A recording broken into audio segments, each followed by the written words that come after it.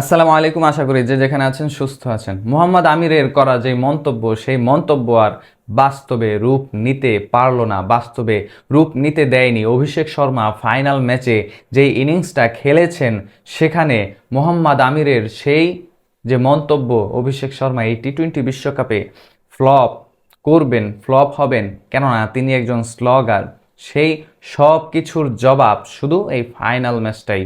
যদিও এই টুর্নামেন্ট অভিষেক শর্মার ভালো যায়নি, সবাই তাকে জাজমেন্ট করতে পেরে সেভাবেই তাকে আটকে রেখেছেন এবং সেই জায়গাটাতে অবশেষে ফাইনাল ম্যাচটাতেই তিনি নিজের জাতটা চেনাতে পেরেছেন। তিনি যে টি-20তে ব্যাটিংটা করতে পারেন, করেন, বিধ্বংসী ব্যাটিংটা করেন, সেটা এই ফাইনাল ম্যাচেই তিনি আরও একবার প্রমাণ করলেন।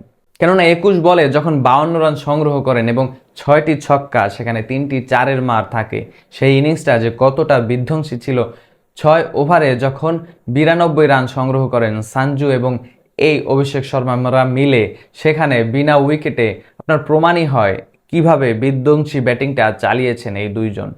তবে ফাইনাল ম্যাচে অভিষেক শর্মা যদি এই ইনিংসটা না খেলতে পারত, কিংবা নিজের জাতটা চেনাতে না পারত, ছোট্ট একটা ইনিংস খেলেও যদি তিনি ফিরে যেতেন এবং সেখানে টিম ইন্ডিয়ার এই 250+ স্কোরটা হতো, তাহলে তো মোহাম্মদ আমিরের সেই কথাটা বাস্তবেই পরিণত হতো।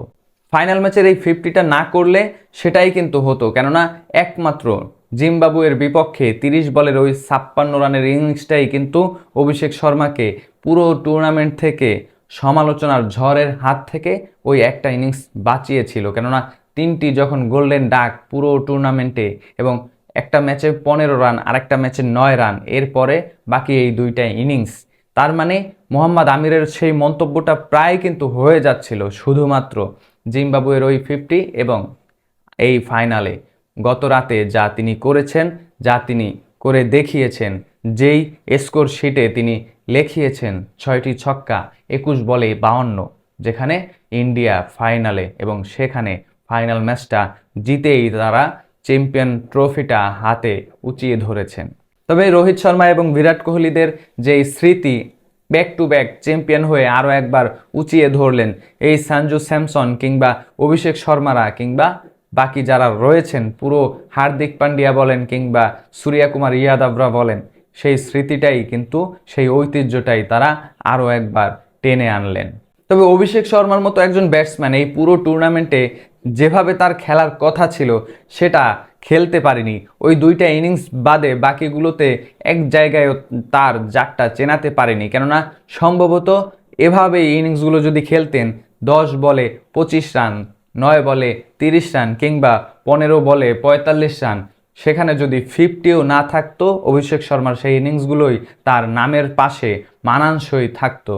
অ্যাটলিস্ট 3টা গোল্ডেন ডাক এই অভিষেক শর্মাকে এবারের লাইমলাইট থেকে, এই বিশ্বকাপের লাইমলাইট থেকে সরিয়ে দিয়েছে। তার মানে মোহাম্মদ আমিরের কথাটা, মন্তব্য তাকে নিয়ে কিছুটা হলেও কিন্তু সত্যি হয়েছে। তবে আপনার কি মনে হয়? কমেন্ট বক্সে আপনার মূল্যবান মন্তব্য অবশ্যই জানাবেন। অভিষেক শর্মা এই টি-20 বিশ্বকাপে নিজের জাতটা চেনাতে পারলো কিনা, নাকি ওই যে মোহাম্মদ আমিরের মন্তব্যটাই তিনি বাস্তবে কিছুটা হলেও প্রমাণ করে দিলেন তিনি আসলে একজন স্লোগার? আপনার মূল্যবান মন্তব্য অবশ্যই কমেন্ট বক্সে জানাবেন।